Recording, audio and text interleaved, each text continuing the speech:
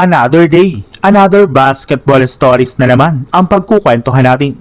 At ngayon nga ay pag-uusapan natin ang balitang dama ng adapo ng Lakers ang pagkawala ni Lebron at ang balitang gugulatin pang adapo ng 76ers ang buong NBA.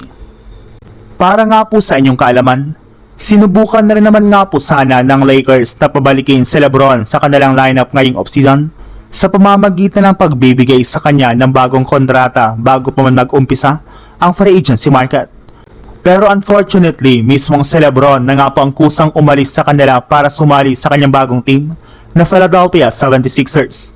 At kahit man nga po ilang linggo pa lang nawala si Lebron sa Lakers ay damang-dama na nga po ng kanyang dating team ang kanyang pagkawala. Una na nga po dyan ay ang pagbaba ng presyo ng kanilang mga ticket next season na posibleng magkaroon ng malaking epekto sa pagbagsak ng kita ng kanilang team sa susunod na season. Pangalawa naman, malimit na rin naman nga po silang pinag-uusapan sa social media at maging na mga NBA analyst. Habang ang pangatlo naman ay ang pagdedelikado ng bagong team owner ni si Mark Walter matapos itong imbestigahan ng mga otoridad ng mga nagdaang araw. Although hindi ito apektado ang koponan ng Lakers ay isa rin naman nga po ito sa mga sinasabing epekto ng pagkawala ni Lebron sa kanilang koponan.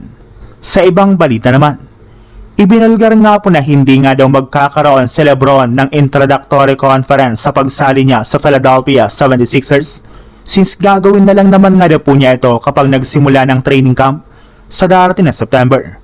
Mas ine-enjoy para naman nga po ni Lebron ang kanyang bakasyon kasama ang kanyang pamilya. Pero sa kabila nga po niyan ay inamin na rin naman nga po nito na excited na nga po siyang maglaro kasama ang kanyang mga bagong teammate sa Philadelphia 76ers. Sisiguraduhin nga po nito na magiging healthy at maayos ang kanyang kupunan bago magsimula ang kanilang kampanya sa bagong season. And speaking of kampanya ng Sixers, bago man nga po sila sumabak sa bagong season ay sisiguraduhin muna nga po ng team na kompleto at walang butas ang kanilang lineup, lalo na ang kanilang frontcourt.